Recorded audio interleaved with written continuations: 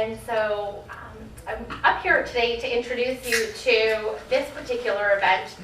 We really wanted to focus this event today to second-year students, MBA students, to recent alumni, or individuals who really are at a point where they've started working and it's not necessarily a role that they are in love with and are in the process of wanting and considering a transition in their career. Or just a movement to, not necessarily a transition, but a movement into another role in a similar business.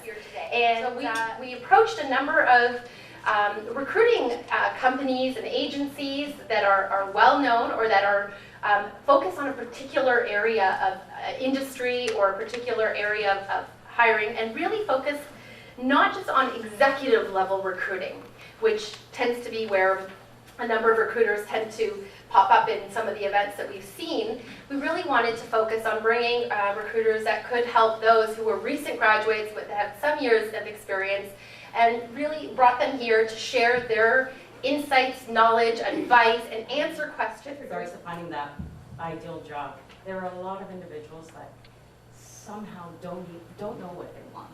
So it is good to be focused, but you have to also realize that your ideal job is not, or may not be, your first job. You really have to work towards maybe it being your second job or your third job. But as long as you are open to having that experience and going through other jobs in order to get to that ideal job, then you have a better chance of finding that ideal job. And not just taking anything that comes, and not just, having everything so loosely that you're not gaining that proper experience to get to that ideal job. So be open, but be focused. Know exactly what you want to do and research. That's all I can say. Get to know these marketing departments in order to find what is it that you really want to do and what you really enjoy doing. It really comes down to what types of activities do you want to be involved with. Because 100% of the job may not be ideal. It could be 75% of the job you really enjoy and 25% might not be quite so much fun, but it's really getting you to where you want to be.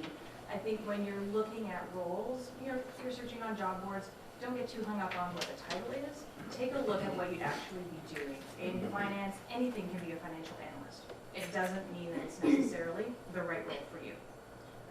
It's getting into those details and knowing where you can add value and what's going to make you happy ultimately at the end of the day and help propel you to that next step and beyond. Marketers or marketing focused folks, what is the most creative way a candidate has gone about getting either your attention or one of the companies that you're representing attention?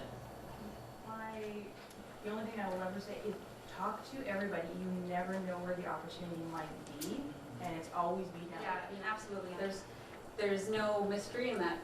The way people have always found jobs, the way they always will find jobs is network. So that's the number one way to do it. There are obviously newer ways of doing it nowadays with things like LinkedIn, Twitter, Facebook. So especially those of you on the marketing side, I'd say you have to be leveraging those tools and look for creative ways to use them to find. It's not recessionary times, but I would say that it's very competitive times.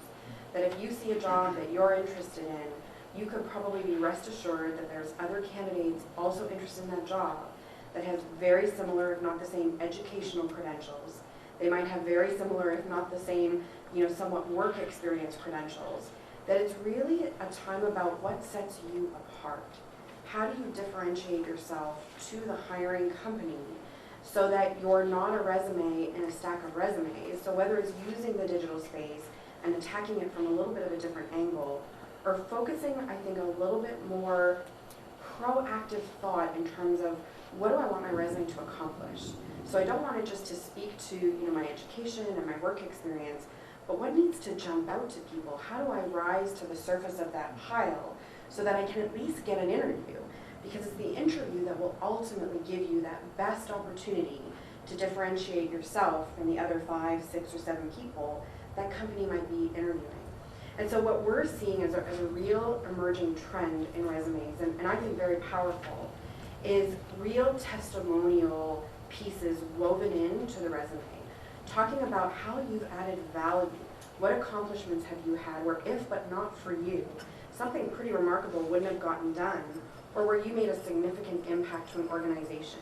And sometimes it's very tangible and quantifiable, sometimes it's dollars, you know, if it's sales generation or if it's revenue savings, and sometimes it's less tangible. Sometimes it's being part of a very important task force or a selection committee that's decided on, you know, maybe a new mission statement for the organization or something that's a little bit less tangible, but still really impactful in terms of whoever will be reviewing your resume. And So always I think emphasizing small skill sets. So yes, 85% of your job is in engineering, but there's that 5% or 10% of your role that's with regards to sales. Emphasize that. Have people that have made the kind of change that you want to make. So you can do a keyword search on LinkedIn for, let's say, you know, technical, sales, etc., and find people that have made the transition and reach out to them and say, I see you've made this switch, love to get your advice on how you did it, looking to do the same. Right? And those people will be able to give you a lot of insight. Just because. You don't have to. You know, if you have something to say, that's who you are, and say it, post it. But you don't have to do it every day. You don't have to do it twice a day, you don't have to do it once a week. It's when you find something that you want to share to your network, because that's exactly what it is. It's information to your network that you found interesting. I don't think that you have to be too hard on yourself, that you have to be, you know, super uber original all the time. I think it's okay to share some articles and get some popular articles out there. I'll answer that since I specialize in career transition. I think it is always possible to make a career change. It may not happen overnight. What I find is that it's not so much that people can't do it, it's that they're sometimes not willing to make the sacrifices to do it. So they may not be willing to take a pay cut. They may not be willing to sort of volunteer. They may not be, you know, willing to relocate, or whatever it is, the sacrifices that one has to make a career change to increase their networking. So is it possible? Absolutely. But it requires a lot more work. And I think if you are making a career transition, it may not be a 100% change. It may be, oftentimes what I find is, I work with a lot of people who worked in IT and now they're trying to transition into finance. Did their MBA, CMA combination, but don't have hands-on work experience in finance. A lot of the roles they end up finding success in are more business analysts, where it's a bit of a hybrid. They're doing some financial aspects, but it's really heavily relying on the past experience. And that's when we go back to talking about the ideal role. It could be 2 or 3 jobs down the way, but they're in a pure finance role. Talking or thinking about reaching out to someone in a company, you have an idea. What's of the company you'd like to work in? What's an appropriate person or appropriate level to be trying to reach out to if you don't know someone in the company already? First and foremost, you have to do your research. And the person is, you have to be comfortable with making that call, and when you do call that person or connect with them online, know what you're about to say, practice it, and then you'll be okay.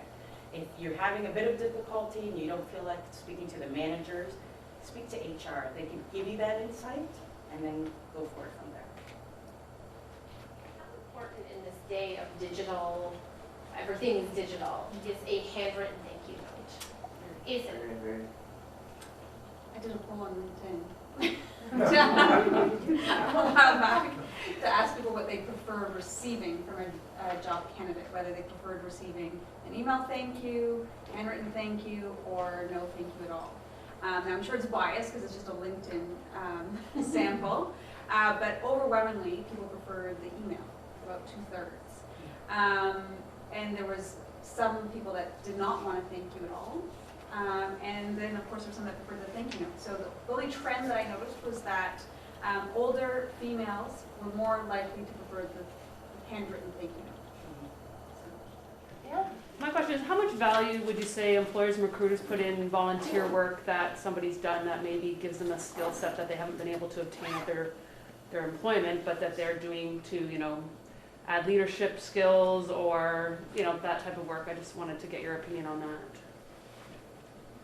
I think it's very relevant. I worked with a couple of not-for-profit organizations where the candidates did not have accounting for not-for-profit in their paid work experience, but had been on volunteer boards, and it helped to give them that relevant experience that they hadn't been able to get in a professional career. I've also seen a lot of candidates where they've done things like joining Toastmasters, and that actually, for a lot of companies, it is a new skill set that that person has gained through that association as well. So it's definitely important to put that information on there, especially if it's relevant to the role you're applying to. If it's not relevant, your work, I've seen candidates where their volunteer experience is a full page, of which none of it's relevant to the role that they're being considered for. And unfortunately, in the 8 seconds that your average recruiter is going to be looking at your resume, you don't want them to get too caught up on the stuff that's not relevant to the role, to the job that you're actually being considered for. So what are some of the things that you see that are mistakes or faux pas that you see regularly that you'd like to warn the audience against? For me, it would be 2 things. I think one is be prepared to talk about real life examples and testimonials. The same reference that I indicated in terms of on paper standing out, you want to be prepared to speak about in an in-person setting too. I think the second thing is we spend a lot of time coaching and practicing in terms of the interview that we expect, how to actually talk about our weaknesses. So what am I going to say? How am I going to answer that question? And what am I going to tell them I'm doing about it to make it better? I don't think we spend nearly enough time talking about and practicing how am I going to talk about my strengths.